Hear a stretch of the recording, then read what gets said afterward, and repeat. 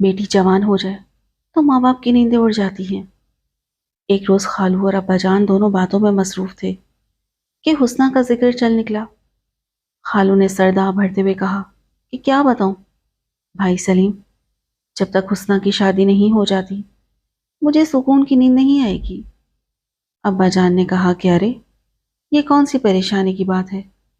میرے دونوں بیٹے موجود ہیں، جو تمہیں مناسب لگے اس پر ہاتھ رکھ دینا۔ یہ سن کر خالو خوشی سے پھولے نہیں سمائے، فوراً ابا کا ہاتھ پکڑ کر چوم لیا اور کہا کہ بہت مہربانی آپ کی، جو آپ نے مجھے اس مشکل سے نکال دیا۔ ابا جان نے مسکرا کر کہا کہ اس میں شکریہ کی کیا بات ہے؟ حسنہ جیسے تمہاری بیٹی ہے ویسے ہی میری بھی۔ پھر ابا نے وضاحت کی کہ دیکھو بھائی، ولید کو ابھی تعلیم حاصل کرنی ہے، ہم اسے اعلیٰ تعلیم کے لیے باہر بھیجنے والے ہیں۔ عبدالرشید حسنہ سے چھوٹا ہے، جب ولید تعلیم مکمل کر کے واپس آئے گا تب ہم دھوم دھام سے اپنے بچوں کی شادی کریں گے۔ یہ سن کر خالو پہلے تو پریشان ہو گئے، لیکن کچھ سوچ کر رضامندی کا اظہار کر دیا۔ ابا جان اپنی بات جاری رکھتے ہوئے بولے کہ بھائی سلیم، ہم دونوں بچوں کی منگنی کر دیتے ہیں اور باقی پروگرام ولید کی واپسی پر رکھیں گے۔ ولید بھائی کے باہر جانے کا پورا انتظام ہو گیا۔ ایک روز منگنی کی رسم تھی اور اگلے ہی روز وہ بیرون ملک روانہ ہو گئے۔ خالہ اور خالو پشاور میں رہتے تھے۔ حسنہ کو ولید بھائی نے دیکھا نہیں تھا اور نہ ہی انہیں معلوم تھا کہ جانے سے صرف ایک روز قبل ان کی اس کے ساتھ منگنی طے کر دی گئی ہے۔ چونکہ وہ بیرون ملک جانے کی تیاریوں میں مصروف تھے، اس لیے نہ کسی کی بات توجہ سے سن رہے تھے اور نہ کسی بات پر غور کر رہے تھے۔ ان علم تک نہ ہوا کہ شام کو قریبی رشتے دار اکٹھے ہو رہے ہیں اور حسنہ کو جس لڑکے کے نام کی انگوٹھی پہنائی جا رہی ہے وہ خود ولید صاحب بھی ہیں۔ منگنی بہت سادگی سے انجام پائی، دونوں کی ماؤں نے انگوٹھیاں پہنائی اور ولید اس رسم کو ایک کھیل کی طرح سمجھ کر روانہ ہو گئے۔ اسی وقت انگوٹھی ماں کو دے کر کہا کہ یہ آپ رکھ لیجئے، میں کہاں سنبھالوں گا۔ دوسری طرف حسنہ ولید بھائی کے تصور کے ساتھ سہانے خواب بننے لگی، جبکہ بھائی باہر جا کر پیچھے کی یادیں فراموش کر بیٹھے۔ جوں جوں وقت گزرتا گیا، حسنہ کا انتظار بڑھتا گیا۔ وہ ایک ایک پل ولید کی یاد میں گزارتی اور ہر جھونکے سے اس کی آمد کی خبر پاتی۔ یوں ہی 5 طویل سال بیت گئے۔ خالہ جان کا انتقال ہو گیا تو حسنہ مستقل ہمارے گھر رہنے لگی، مگر ولید کی کوئی خبر نہ آئی، نہ کوئی فون نہ خط۔ ادھر خالو جان کو دل کا دورہ پڑا اور وہ بھی دنیا سے رخصت ہو گئے۔ ماں تو پہلے ہی جا چکی تھی، باپ بھی نہ رہا۔ حسنہ کے لیے حالات بہت نازک ہو گئے تھے، ایک طرف والدین کا غم، دوسری طرف منگیتر کا انتظار۔ وہ ہر لمحہ اداس رہنے لگی، زیادہ وہ کمرے میں بند رہتی تھی۔ ایک روز میں گھر آئی تو فون کی گھنٹی بج رہی تھی، جلدی سے ریسیور اٹھایا۔ دوسری طرف ولید بھائی کی آواز سنائی دی۔ انہوں نے کہا کہ میں ولید بول رہا ہوں، عبدالرشید سے بات کروا دو۔ میں نے فوراً بھائی کو فون دے دیا۔ ولید بھائی نے ان سے کہا کہ میری بات غور سے سنو، میں آج کراچی پہنچا ہوں اور چند گھنٹوں میں گھر آ رہا ہوں۔ گھر والوں کو اطلاع دے دینا اور گھر کی صفائی ستھرائی کا بندوبست کر لینا۔ میرے ساتھ ایک خاص مہمان ہے۔ فون بند ہو گیا۔ ہمیں اس خبر سے بے حد خوشی ہوئی۔ میں دوڑتی ہوئی حسنہ کے کمرے میں گئی اور ایک ہی سانس میں ساری بات بتا دی۔ وہ تو خوشی سے ایسے اچھلی جیسے زندگی کے سارے غم ختم ہو گئے ہوں اور کھوئی ہوئی خوشیاں واپس آ گئی ہوں۔ گھر میں سبھی خوش تھے، خاص طور پر امی اور ابا جان تو نہال تھے۔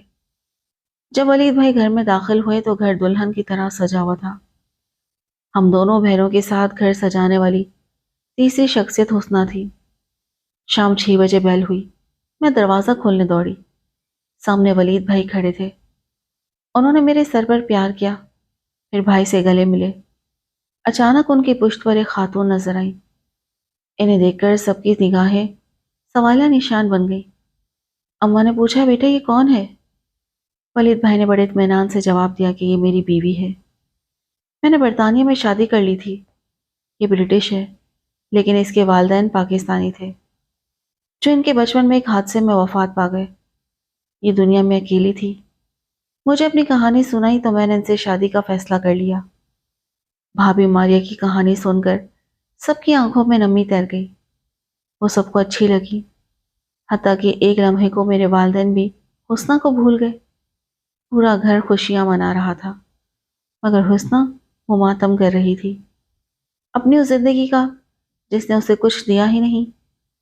हम सब ड्राइंग रूम में जमा हो गए।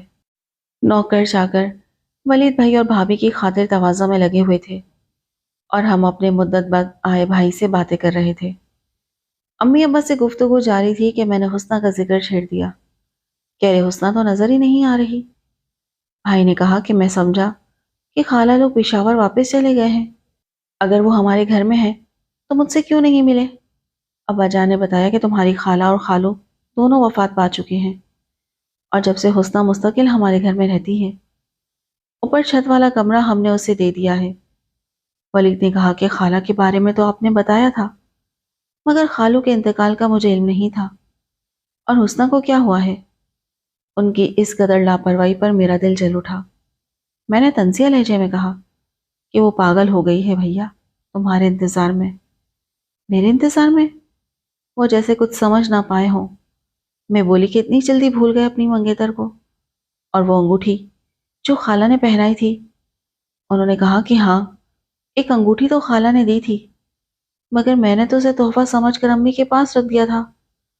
तो वो मंगनी की अंगूठी थी। मुझे गुस्सा आने लगा। क्या इनकी याददाश्त कमजोर हो गई है या वो जानबूझकर भूल रहे हैं? भैया, वो तो बेचैनी से आपका इंतजार करती रही, मगर जब आपकी शादी की खबर सुनी और नई भाभी को देखा तो कांच के टुकड़ों की तरह बिखर गई। क्या आपको याद नहीं, आपके जाने से सिर्फ एक दिन पहले आपकी और हुस्ना की मंगनी हुई थी।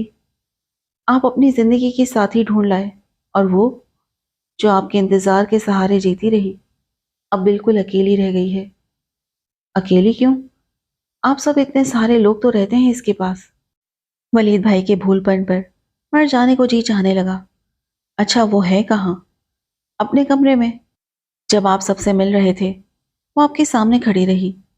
आपने सबसे बात की, मगर उसकी तरफ देखा भी नहीं। आप पूछ रहे हो कि वो कहाँ है? अच्छा, तो अब मिल लेता हूँ। आप सबसे मिलने की खुशी में ध्यान नहीं रहा। अब वो बुलाने से नहीं आएगी। इसका दुख बांटने वाला साथी कोई नजर नहीं आया तो अपने कमरे में अकेली बैठी रो रही है। मेरे जज्बाती होने पर वलीद भाई उठे और इसके कमरे में चले गए। मैंने बता दिया था कि ऊपर की मंजिल में उसका कमरा है। ऊपर पहुंचे, हुस्ना अकेली बैठी रो रही थी। वलीद भाई बोले, अरे हुस्ना, ये क्या, तुम रो रही हो? सब तो मेरे आने पर खुश हैं। क्या तुम्हें मेरे आने की खुशी नहीं? चलो आओ, उठो नीचे चलो, सब तुम्हारा इंतजार कर रहे हैं। हुस्ना कुछ ना बोली, बस रोती रही। वलीद भाई ने बहुत कोशिश की कि वो कुछ बोले, मगर वो नाकाम रहे और नीचे लौट आए।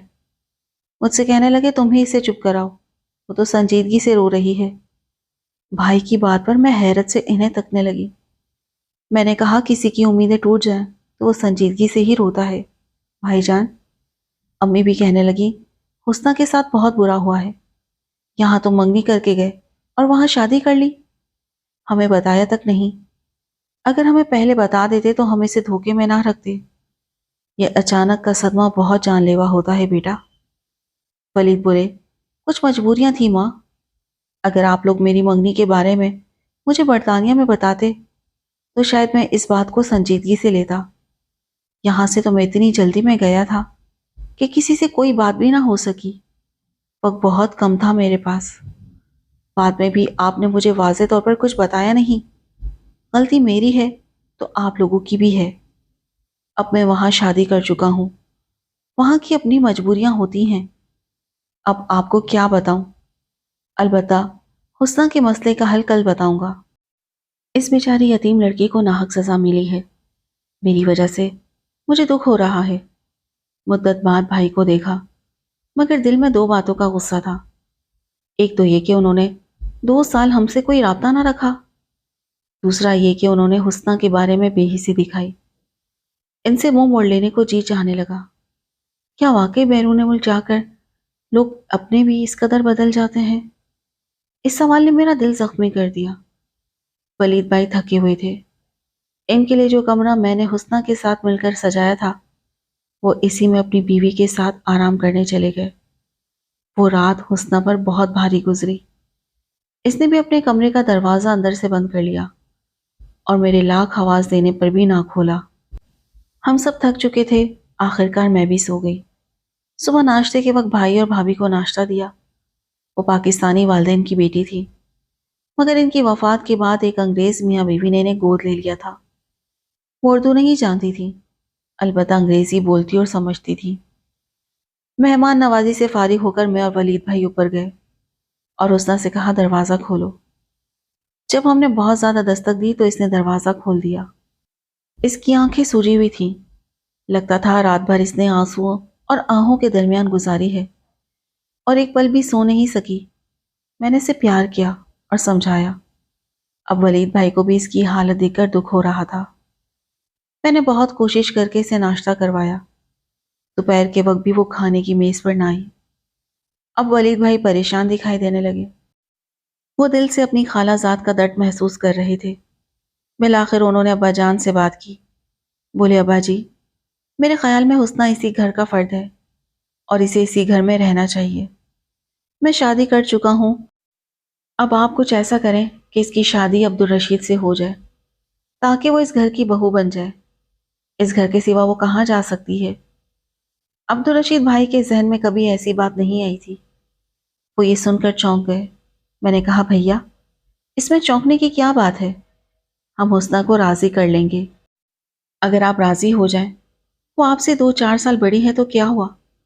مرد تو اس سے بھی بڑی عمر کی عورتوں سے شادی کر لیتے ہیں۔ بھائی نے کہا میں اسے احسان کے طور پر شادی نہیں کرنا چاہتا، مجھے کچھ سوچنے کا وقت دیجیے، اور ویسے بھی مجھے نہیں لگتا کہ حسنہ راضی ہوگی۔ میں نے کہا اس کا ہمارے سوا کوئی نہیں، اگر وہ راضی نہ ہوئی تو کہاں جائے گی؟ ویسے بھی ولید بھائی سے اس کی صرف منگنی ہوئی تھی، کوئی افیئر تو نہیں رہا، ہم اسے راضی کر لیں گے۔ عبدالرشید کو سمجھانے کے بعد میں اور امی حسنہ کے پاس گئے اور اسے منانے لگے۔ پہلے وہ نہیں مانی، تب امی رونے لگی۔ میں نے بھی رو کر کہا حسنہ، تم کو میری بھابھی ہی بننا تھا اور تم میری بھابھی ہی بنو گی۔ 1 ہفتے کی محنت کے بعد بالآخر ہم نے اسے منا لیا۔ ولید بھائی بھی گئے اس کے پاس اور بولے تم میری خاطر نہ سہی، میری ماں کی خاطر یہ رشتہ قبول کر لو، جو تم سے بہت پیار کرتی ہیں اور تمہیں اپنی بیٹی سمجھتی ہیں۔ میرے والد بہنیں سب تم سے محبت کرتے ہیں، مجھ سے تمہیں دکھ ملا، مگر میری ماں کی خوشی کے بدلے میں ان کو خوشی دے دو۔ عبدالرشید سے شادی کر کے اس گھر کی بہو بن جاؤ، اسی میں ہمارے گھر کی بھلائی ہے۔ اگر تم نے ہمیں قبول نہ کیا تو میں بھی اپنے والدین کو چھوڑ دوں گا اور دوبارہ کبھی ان کی صورت نہ دیکھوں گا۔ یوں انہوں نے حسنہ کو رضامند کر لیا اور اس کی شادی چھوٹے بھائی عبدالرشید سے کر دی گئی۔ حسنہ کا دکھ جانتے ہوئے بھائی نے اسے ایک نازک پھول کی طرح سنبھالا، اسے خوشیاں دی۔ وہ آہستہ آہستہ ولید بھائی کے دیے ہوئے دکھوں کو بھولنے لگی۔ ولید بھائی اپنی بیوی کے ساتھ واپس لندن چلے گئے۔ فیکٹری عبدالرشید نے سنبھال لی۔ ابا جان تو اب بوڑھے ہو چکے تھے۔ ایک دن عبدالرشید کو فیکٹری کا کچھ سامان لینے لاہور جانا تھا۔ انہوں نے ہوائی جہاز کا ٹکٹ لیا اور روانہ ہو گئے۔ واپسی میں تاخیر کی وجہ سے وہ ہوائی جہاز کی بجائے کوچ پر روانہ ہو گئے۔ ادھر خدا کی مرضی کہ اس جہاز کو حادثہ پیش آنا تھا۔ جب یہ خبر گھر پہنچی تو سب کے پیروں تلے زمین نکل گئی۔ حسنہ یہ خبر سنتے ہی زرد پڑ گئی۔ سب لوگ فون کر رہے تھے۔ ابا جان ایک دوست کے ہمراہ ایئرپورٹ دوڑ گئے۔ ولید بھائی فون پر لگے تھے۔ امی رو رہی تھی اور میں قرآن پڑھتے ہوئے دعائیں کر رہی تھی کہ خدا بھائی سلامت ہو، وہ اس جہاز سے روانہ نہ ہوا ہو۔ حسنہ اٹھ کر اپنے کمرے میں چلی گئی اور بستر پر لیٹ گئی۔ ہم سب اپنے غم میں ڈوبے تھے، کسی نے یہ بھی نہ دیکھا کہ وہ کس حال میں ہے۔ بھائی کا 1 دن کا کام تھا، سامان بک کروا کر وہ واپس لوٹے تو ہم سب خوشی سے ساکت رہ گئے۔ سب نے سجدہ شکر ادا کیا، مگر اوپر کی منزل پر سناٹا چھایا ہوا تھا۔ جہاں حسنہ بستر پر پڑی تھی، جب کسی نے اوپر جا کر اسے دیکھا تو اس کی آنکھیں بند تھیں، رنگ پیلا پڑ چکا تھا، وہ بے حس و حرکت لیٹی ہوئی تھی۔ اسے ٹھنڈا پا کر ہماری جان نکل گئی۔ سب گھر والے اس کے ارد گرد جمع ہو گئے۔ عبدالرشید نے اس کا ہاتھ تھاما تو آواز باختہ ہو گئے۔ حسنہ، جس سے ملنے کو وہ بےتاب تھے، اب سرد ہو چکی تھی۔ یوں وہ اپنا غم دل میں لے کر ہمیشہ کے لیے رخصت ہو گئی۔ ہم سب آج تک اس کی موت کا غم نہیں بھلا سکے۔ نہ جانے اسے ماں باپ کی جدائی کا صدمہ تھا، ولید بھائی کی بے وفائی کا دکھ، یا عبدالرشید کے جہاز گرنے کی خبر نے اسے اندر سے توڑ دیا تھا۔ شاید اسی خبر نے اسے موت کا یقین دلایا ہو اور وہ صدمے کی تاب نہ لا کر دنیا سے رخصت ہو گئی۔ خدا اس کی مغفرت کرے اور ہر یتیم بچے کی قسمت اچھی کرے، تاکہ وہ رشتہ داروں کے رحم و کرم پر اپنی زندگی نہ گزارے۔ آج بھی جب حسنہ یاد آتی ہے، وہ حسنہ جس سے ہم نے خود غرضی اور بے حسی کا سلوک روا رکھا، تو آنکھیں بے اختیار نم ہو جاتی ہیں۔ اس وقت بھی اس کی آنکھیں کھلی ہوئی تھی، شاید اپنے سہاگ کے انتظار میں۔